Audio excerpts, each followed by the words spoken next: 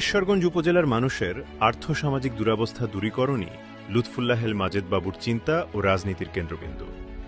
তিনি বিশ্বাস করেন কর্মসংস্থানই উন্নয়নের মূল চাবিকাঠি।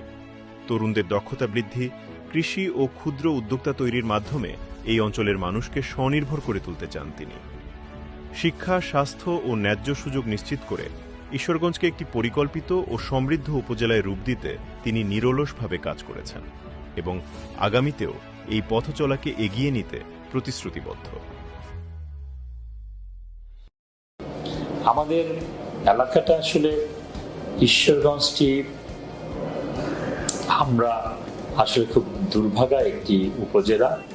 আমাদের যখনই উন্নয়ন হওয়ার কথা ছিল, আমাদের এখানে চেপে বসেছে বা সংসদ পদপ্রার্থী হিসাবে, সংসদে আসন হিসেবে বাহিরের থানার মানুষ।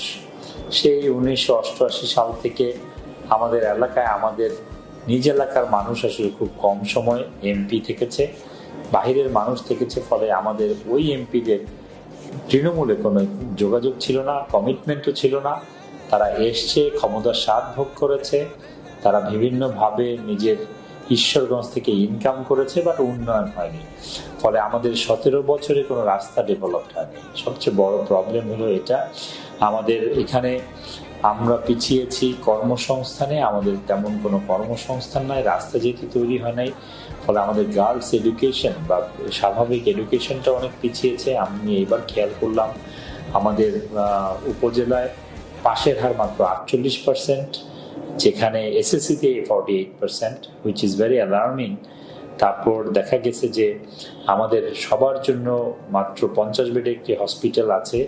সেই হসপিটালটা প্রায় 7 লক্ষ মানুষকে সার্ভিস দেওয়ার মতো তেমন কোনো ব্যবস্থাই নাই। এখানে স্ট্যান্ড বাই কারেন্ট সিস্টেম নাই, জেনারেটর নাই, ল্যাবে অপ্রতুল যন্ত্রপাতি আছে।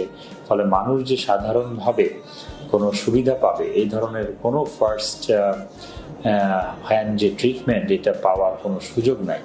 ফলে এগুলোকে আমাদের তৈরি করতে হবে। এবং আমাদের আরেকটি জিনিস আমরা খেয়াল করেছি যে আমাদের কৃষি নির্ভর অর্থনীতিতে আমাদের কৃষকরা তেমনভাবে সার পাচ্ছে না, এখানে বীজ পাচ্ছে না, এবং এখানে সবচেয়ে বড় ব্যাপার হলো কর্মসংস্থান পাচ্ছে না।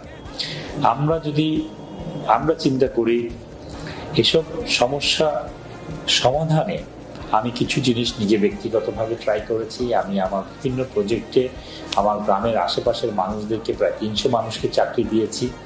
আমি আগে যখন প্রথম ঈশ্বরগঞ্জে যেতাম, আমি গ্রামীণে যখন জব করতাম, তখনও আমি গ্রামীণে কিছু মানুষ